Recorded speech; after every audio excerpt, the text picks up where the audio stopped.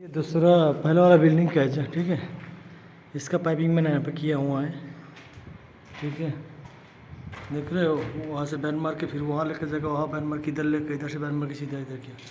और ये पानी का पाइप है, इसका कनेक्शन बाकी है, ठीक है। फिर भी मैंने मशीन को नज़दीक है इसीलिए इसका डाक का साइज़ में देखा हूँ यहाँ, तो ये उसी हिसाब से इसको कर दिया हूँ। उसके लिए इसका मशीन आखिरी में ऊपर नीचे होएगा नहीं, उस नीचे का जैसा है, ठीक है।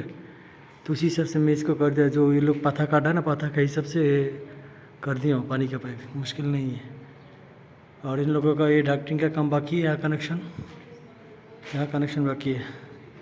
ये हो गया पहला वाला बिल्डिंग का।